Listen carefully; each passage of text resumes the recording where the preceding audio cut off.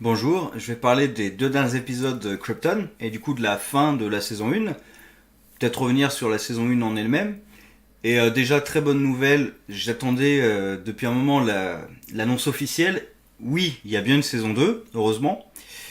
Alors, mon avis global sur la saison, honnêtement, je l'avais dit pour le premier épisode, je m'attendais vraiment à un accident industriel avec cette série. Surtout quand j'avais entendu qu'ils allaient prendre des ennemis de Kal-El du passé du futur pour les renvoyer dans le passé pour empêcher la naissance de Kal-El. Je me suis dit voilà, qu'est-ce qu'ils vont nous faire comme connerie. En fait, le seul ennemi vraiment qui a voyagé dans le temps, c'est Zod et même Druzod.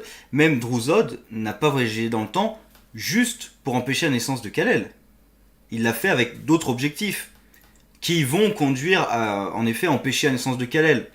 Enfin, d'ailleurs, est-ce que ça empêche sa naissance ou est-ce que ça devient un Zod? La fin laisse suggérer que c'est plutôt que ça devient un Zod. Donc, bref, l'objectif de Druzol n'était pas spécialement lié à Kal-El. C'était vraiment lié à Krypton pour le coup. Donc voilà, très bonne saison. Ils se sont concentrés sur Brainiac. Ils sont pas en même temps 10 épisodes, ça va très bien. Ils sont pas partis sur d'autres intrigues. Le rythme était quand même plutôt soutenu. Là, il y a une petite baisse dans l'avant-dernier épisode au moment où la voix de Rao a disparu et qu'il le cherchait. Mais justement, c'est normal, c'est une petite baisse avant de remonter avec le combat final et l'épisode final. Alors, il y a quand même quelques petits problèmes dans cette saison. Je parlerai de quelques problèmes de cet épisode. Mais sinon, voilà, très bonne surprise. Je ne m'y attendais pas. Du coup, je suis un peu inquiet pour la saison 2 parce que maintenant je l'attends. Surtout avec ce qui nous est annoncé. Il y a certains ennemis qui peuvent pas durer 10 épisodes, c'est pas possible. Donc j'attends de voir ça avec impatience. Maintenant, je vais revenir sur les deux épisodes. Alors, dans un premier temps, justement, l'ennemi dont je pense qu'il peut être difficile à traiter, c'est Doomsday. Parce que Doomsday, on peut pas le faire tenir 10 épisodes. Et là, comme on le voit en train de se libérer dans le dernier, il faut qu'il apparaisse en début de saison. Parce que Doomsday, c'est une machine à tuer et à détruire. C'est rien que ça. Alors après, les comics ont rajouté des trucs, ont étoffé, parfois en bien, parfois en mauvais. Mais voilà, Doomsday, essentiellement, c'est une machine de destruction qui n'a pas de conscience, qui est pas débile, mais qui n'a pas de conscience, qui détruit tout sur son passage. Gentil, méchant, allié, ennemi, ça n'existe pas pour lui, il détruit tout. Et il est quasiment... oui, il est quasiment indestructible, invincible, parce que même quand Superman s'est sacrifié pour le tuer, il l'a pas tué. Après, il l'a emprisonné sur un astéroïde, il était toujours pas mort. Donc voilà, Doomsday, il est quasiment increvable. Après, on peut faire peut-être des flashbacks pour le faire durer un peu, pour expliquer comment il a été conçu, voire peut-être carrément revoyager dans le temps encore plus loin. Je sais pas ce que ça donnerait. Bref, sinon les Siphonites, je sais même pas s'ils vont réapparaître. En fait, ils ont pas servi à grand chose. C'est à part être la tribu qui garde Doomsday. En fait, on les a introduits très rapidement dans l'épisode où Seg rencontre la fille des Siphonites. Et ensuite, on les a quasiment plus jamais traités. Ils sont là comme outils pour déplacer Doomsday ou pour faire avancer un peu l'arc de Doomsday. Est-ce qu'ils vont jouer un rôle important maintenant parce qu'ils ont quasiment abandonné la responsabilité de garder Doomsday? D'ailleurs, ils considèrent que c'est vraiment un truc horrible de garder Doomsday. Il y a rien à faire en fait. Même à la rigueur, la porte qui protège Doomsday, hop, ils mettent des gravats dessus et c'est réglé. En plus, la porte ne peut être ouverte que par le sang d'un L et d'un Zod. Donc c'est-à-dire que les Siphonites eux-mêmes n'ont jamais pu ouvrir la porte. Donc c'est pas comme si le truc qui retenait Doomsday demandait de l'entretien. Ils peuvent même pas ouvrir la porte, donc il y a même pas d'entretien à faire. Donc je vois pas spécialement en fait ce qui y a d'horrible à garder Doomsday, à part peut-être l'endroit où ils sont qui est pas très vivable. Je vois pas ce qu'il y a de si abominable à garder Doomsday. Après, en effet, ils ont plutôt raison dans leur plan de tiens, on va balancer Doomsday à Brainiac. Ça aurait pu marcher. Et bon, évidemment, il faut sacrifier la ville et ses habitants pour que ça marche. Et encore, je suis même pas sûr que ça. Enfin, il se serait débarrassé de Doomsday. Mais est-ce que Doomsday aurait pu se libérer ou pas? Puisque Brainiac met tout en stase dans la ville.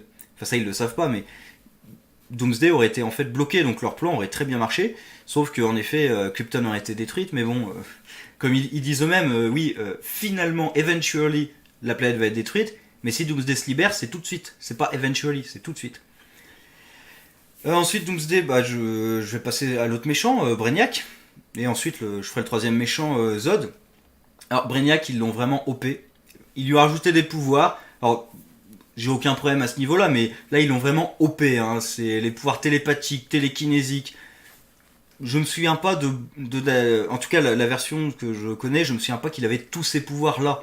Parce que là, il est vraiment. Il est invincible, le mec. Il prend le contrôle d'un des gardes, qui ont servi à que dalle, d'ailleurs, les gardes, pour massacrer tous les autres. Il a des pouvoirs télépathiques, télékinétiques. Il est indestructible. Par contre, justement, ça me pose un problème sur sa défaite. Déjà, j'ai pas bien compris, parce que pour moi, c'était un drone. C'était pas le vrai Brainiac. Le vrai Brainiac, on l'a vu dans le truc avec plein de câbles de partout, là, vous voyez juste son visage. Ça, c'est le vrai Brainiac. Là, le truc, c'est un drone. C'est un corps, d'ailleurs, on voit son corps se créer à partir de morceaux. Pour moi, c'est pas le vrai Brainiac, c'est un corps comme ça, qui peut balancer pour en prendre un autre. D'ailleurs, c'est un peu ce qu'il avait fait sur la planète, puisqu'il avait pris le corps de la fille, puis le corps de la voix de Rao. Donc, voilà, c'est des corps qui peut balancer, c'est pas son vrai corps. Et il se fait battre dans ce corps-là, c'est ça que j'ai pas bien compris le truc. En plus, c'est un peu con, parce que il arrive sous le projecteur de la zone fantôme, j'ai envie de dire, avec tous ses pouvoirs télépathiques, télékinétiques et tout, je suis à peu près sûr qu'il aurait pu s'en sortir. Mais bon, voilà, c'est un peu réglé un peu trop facilement à mon goût parce que justement, moi quand il se fait piéger dans la zone fantôme, je me dis bah oui, et alors il y a le vrai Brainiac dans le vaisseau. Et apparemment non. Non, non, le vrai Brainiac c'était lui. C'est. On verra, il y a peut-être un retournement plus tard, mais je sais pas, je trouvais ça un peu bizarre. Par contre, son vaisseau qui s'arrête, le vaisseau était génial. J'adore le design du vaisseau, surtout la façon dont il dévore la ville surtout. C'est littéralement le vaisseau qui dévore la ville, qui balance ses lianes là pour dévorer la ville. J'ai trouvé l'idée quand même très bonne et le visuel du vaisseau qui vient dévorer la ville, en plus qui ressemble un peu à une gueule. Alors j'aurais bien aimé retrouver le design du crâne avec des tentacules, mais bon voilà, c'est vrai qu'en live ça aurait pas donné un super effet je pense. Donc là je trouve le vaisseau est très bien foutu parce que vraiment c'est le dévoreur de monde. Enfin, pas le monde en entier évidemment, mais c'est pas Galactus non plus, mais voilà, il dévore littéralement la ville entière. Je trouve ça très bien. Ensuite, on va passer à l'autre méchant, qui est Druzod. Alors on apprend que c'est le fils de Segel, qu'il a du sang à la fois de Zod et de Elle, ce qui pose d'ailleurs un petit problème au niveau temporel, puisque Segel est piégé dans la zone fantôme. Comment est-ce qu'il peut être le fils de Seg, vu qu'il est piégé dans la zone fantôme maintenant? Alors est-ce que ça veut dire qu'ils peuvent utiliser du matériel génétique de Seg pour créer une progéniture? C'est possible. Est-ce que ça veut dire que Seg se libère? Est-ce que ça veut dire que Druzod est un paradoxe temporel? Voilà, c'est un peu bizarre. Il piège son propre père. Il se pose même pas la question de est-ce que ça va m'empêcher d'exister. Par contre, j'aime bien ce Druzod qui vraiment manipule tout. J'ai même l'impression que quand il dit à Seg qu'il va sacrifier son père, Val-El, son grand-père, pardon, du coup Val-El, je me demande s'il a même déjà tout calculé. Et quand il va avoir Brainiac, il sait que Seg va se sacrifier. Je me demande vraiment s'il a calculé jusqu'à ce point-là. Pour ensuite prendre le contrôle de la ville, ou si vraiment il s'est juste servi de l'opportunité. Mais voilà, c'est un Zod qui est plus dans la manipulation et tout. Alors, on retrouve à la fin son fameux Kneel Before Zod. Enfin, c'est pas facile d'ailleurs, je crois qu'il dit littéralement Before Zod. À chaque fois, moi je pense en Océan de la critique quand il fait Zod avec son Kneel. Et c'est la phrase typique de Zod, un Kneel Before Zod.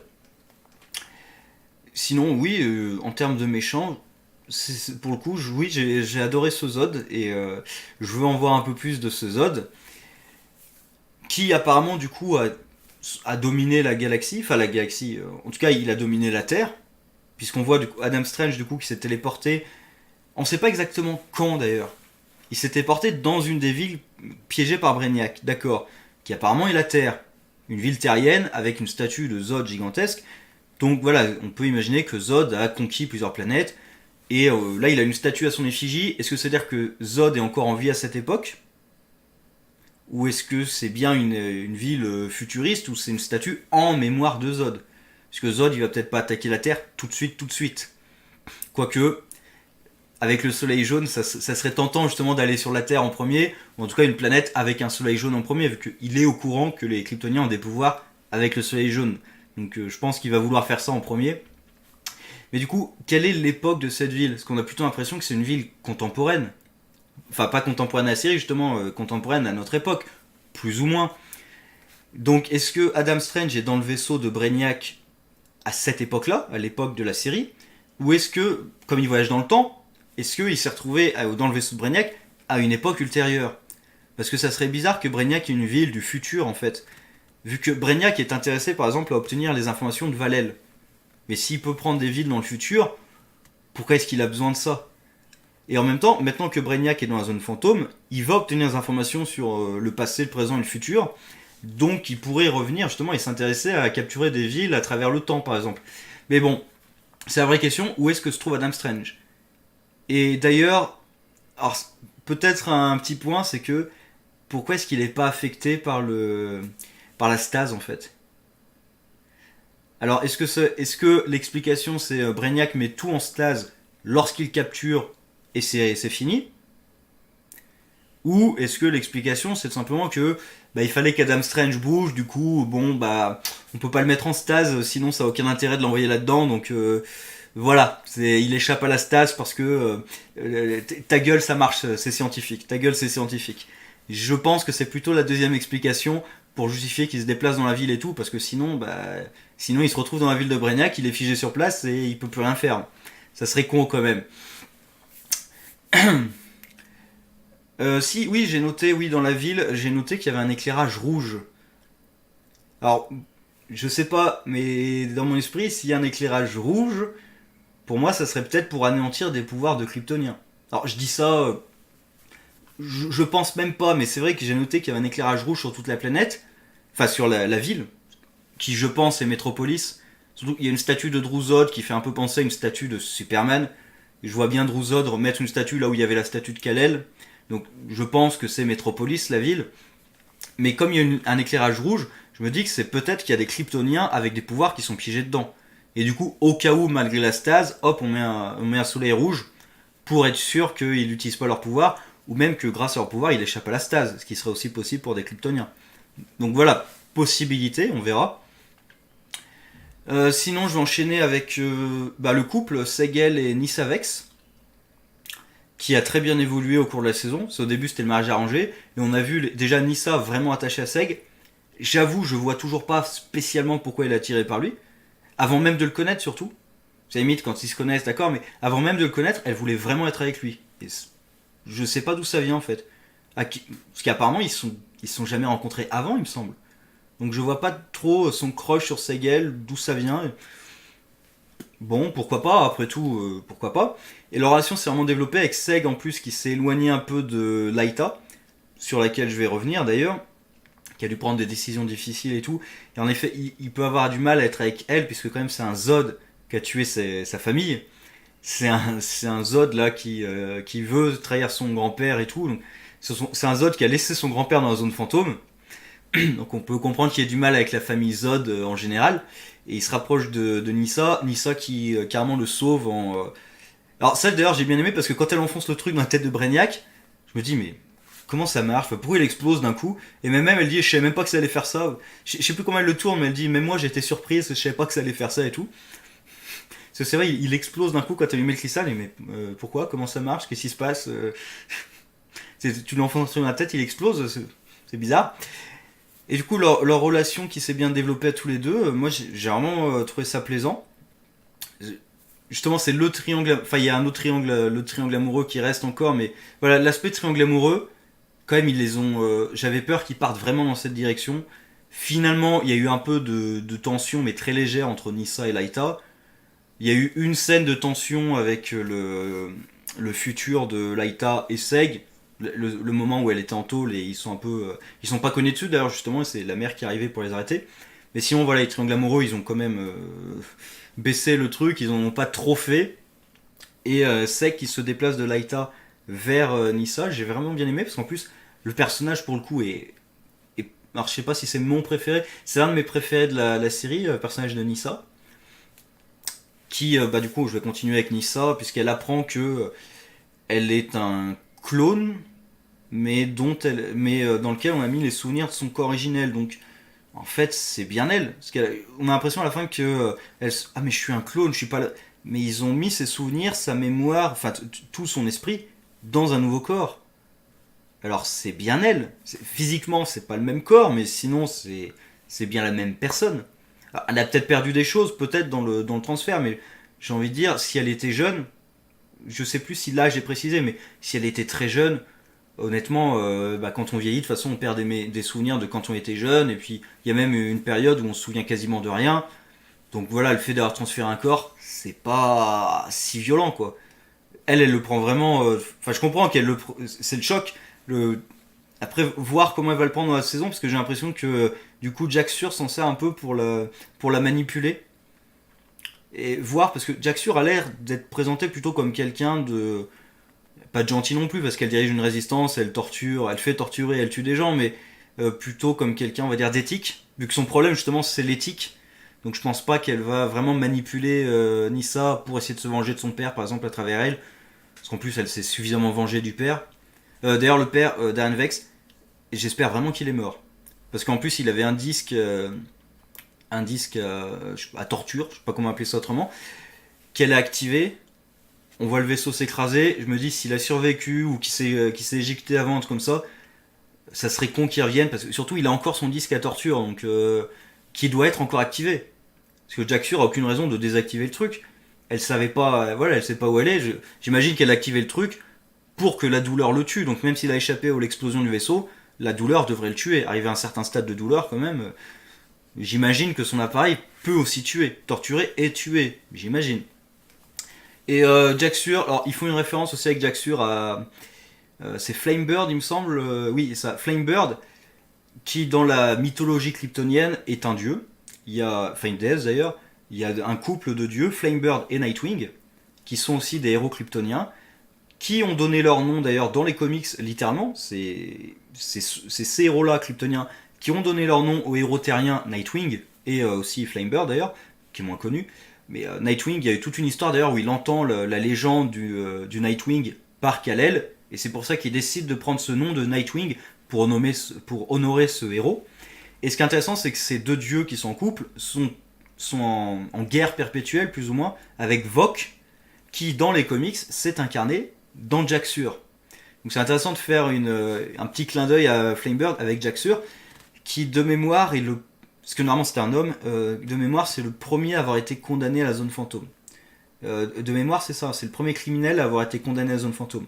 Il y en a d'autres qui s'étaient retrouvés par accident, il me semble, mais lui c'est le premier à avoir été condamné à la zone. Je dis ça de mémoire, mais je crois que j'ai raison. Sinon, ah oui, bah du coup les clones, j'avais oublié d'en parler. Les clones aussi, ça fait référence. De toute façon, il y a beaucoup d'éléments qui font référence à la Krypton des années 80. Et les clones, typiquement, voilà, on nous expliquait que c'était dans un passé de Krypton où ils avaient essayé d'utiliser des clones pour devenir immortels, ce qui est un peu ce qui est dit dans l'épisode. Utiliser les clones comme pièce de rechange. Et d'ailleurs, ça me pose un problème sur l'éthique de Jack Sur, parce qu'elle a l'air d'être d'accord sur le fait d'utiliser des clones comme pièce de rechange. Alors, du coup, j'imagine que c'est des clones sans esprit, quoi, qu'on a lobotomisé ou dont on a empêché génétiquement qu'ils aient des capacités intellectuelles ou quoi que ce soit. Donc, littéralement des bouts de viande. Moi, c'est ce que j'ai compris en tout cas. Et du coup, on peut les utiliser comme pièces de rechange. Et Jack Sur a l'air d'être. Elle avait l'air d'être d'accord avec ça, vu qu'elle dit qu'elle les a créés pour des raisons médicales. Et elle a l'air d'être horrifiée par l'idée que. Ah, mais du coup, les riches, les puissants et tout, avaient l'idée de se débarrasser de leur corps pour changer de corps en corps. Ce qui fait d'avoir penser au. Je sais plus quel film, c'était avec Georgie, il me semble, où ils utilisent des clones pour rester immortels. Sauf que c'est con parce que c'est des clones avec leur propre pensée. Du coup, t'es pas immortel, tu meurs et il y a quelqu'un d'autre qui prend ta place. Leur esprit n'est pas transféré. Mais là, c'était transférer les esprits un peu à la Asgard d'ailleurs dans Stargate, c'est un peu ça l'idée. Et alors, ça dépend. Si Jack Sur trouve que c'est horrible parce que c'est justement les riches et les puissants qui veulent devenir immortels aux dépens des classes inférieures, là je comprends, vu qu'elle a un combat d'ailleurs politique pour l'égalité de toutes les classes, qu'il n'y ait pas de grades et tout, de clans, de castes, ce genre de choses. Si par contre ce qui l'horrifie, c'est le fait d'abandonner son premier corps, de mettre son esprit dans un autre corps, je vois pas tellement la différence entre le fait de faire ça et le fait de prendre des morceaux des clones pour remplacer des organes. Au final, c'est là, au lieu de remplacer les organes, tu remplaces tout le corps d'un coup. Je vois pas tellement le problème éthique en fait entre les deux. Du moment où les clones sont bel et bien des entités qui ne sont pas conscientes. Si les clones sont conscients, bah les deux problèmes sont éthiquement sont beaucoup plus graves. Mais s'ils sont conscients, prendre des organes aussi, prendre un cœur à quelqu'un qui est conscient, à la limite un rein, tu peux vivre avec un seul, le foie il peut repousser en partie, mais voilà, tu prends un cœur, tu prends la moelle épinière, au bout d'un moment, voilà, s'ils sont conscients, prendre des organes aussi, ça pose problème quand même. Faire naître des clones juste pour prendre des organes, ça pose problème. Bref, sinon, avant de... Ah, il faudrait que je parle de Valel rapidement, mais avant de conclure, j'ai un problème majeur sur toute la série, qui n'est pas un point principal de l'intrigue, je suis d'accord, mais quand même me dérange depuis le début de la série, c'est la chambre de Genesis. Et encore une fois, Jack Sur, à un moment, dit que c'est leur seul moyen de reproduction. À plusieurs reprises, on dit que c'est le seul moyen de reproduction.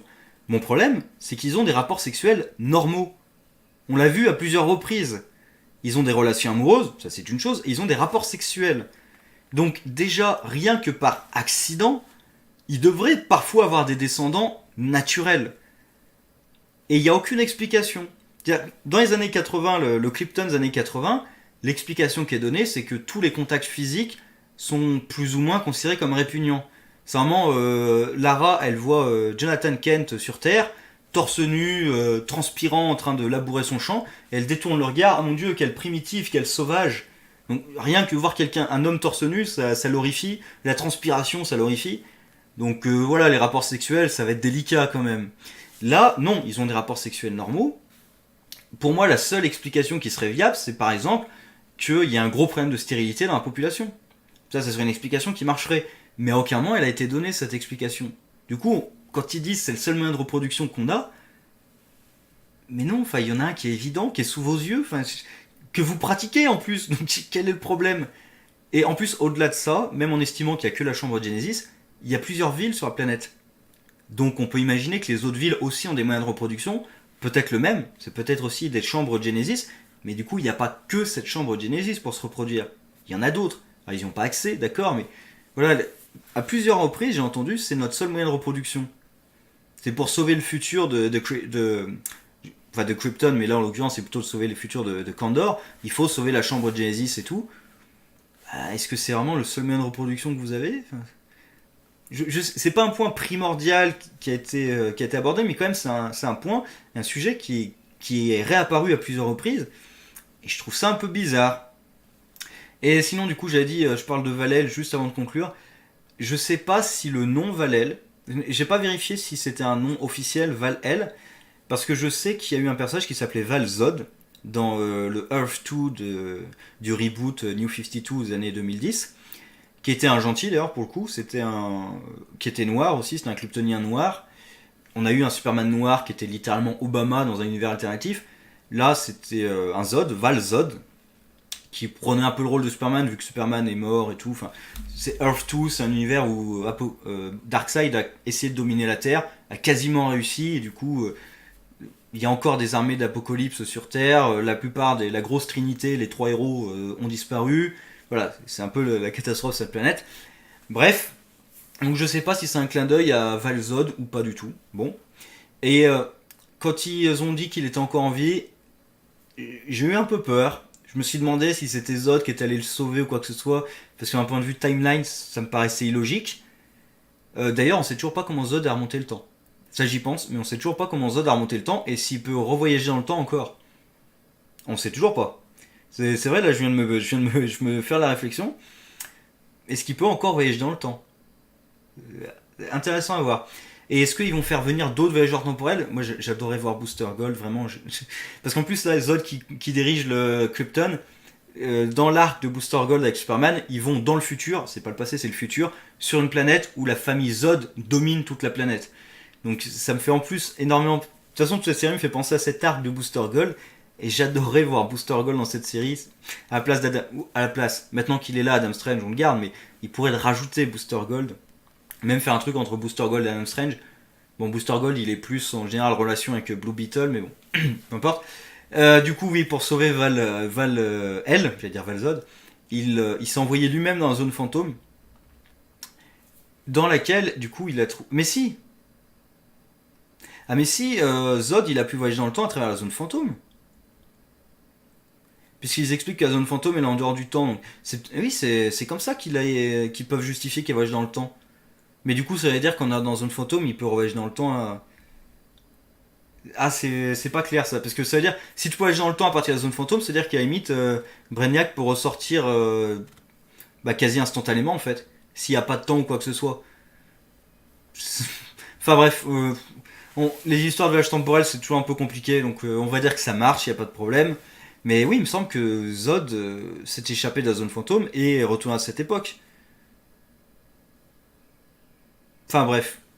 Et du coup, Zod avait abandonné Valel là-dedans, et ça justifie que Valel a bien survécu à sa chute en étant envoyé dans la zone fantôme. Et aussi la zone fantôme, j'ai bien aimé, ils ont adapté, oui, les comics. C'est-à-dire, d'où le nom zone fantôme, c'est que à l'intérieur on est incorporel. Alors dans la zone fantôme, normalement il y a le fort Raz, qui est le seul endroit où on est physique, puisque c'est le fort qui a été par accident à cause d'un projecteur de la Phantom Zone qui a été projeté par accident intérieur, et c'est le seul endroit où on est physique. Mais partout ailleurs dans la zone fantôme, on est incorporel, immatériel. Du coup, ils vieillissent pas, ils sont insensibles en effet au temps. Ce qui justifie d'ailleurs, Zod dit retourner là-dedans, oui, ça peut nous sauver. Ce qui justifie par exemple que les Kryptoniens ne vont pas là-dedans pour sauver, c'est que même Zod dit aller là-dedans pour se sauver de la destruction de la planète.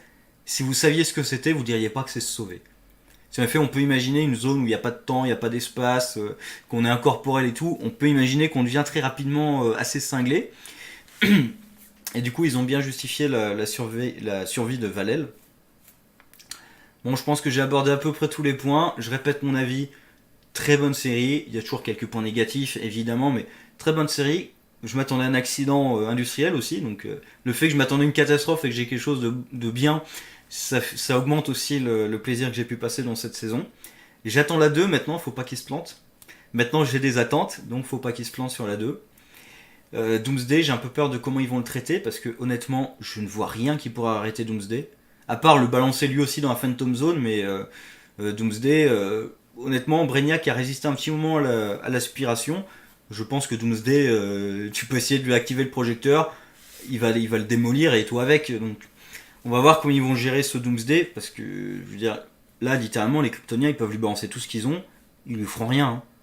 Je veux dire, même Superman, avec ses pleins pouvoirs, même Superman, en sacrifiant sa vie, n'a pas réussi à tuer Doomsday. Alors, il a incapacité, il était quasiment mort, Doomsday, mais il n'était pas mort. Toujours pas. En même temps, Superman non plus n'était pas vraiment mort, donc bref. Bref, sur ce, au revoir.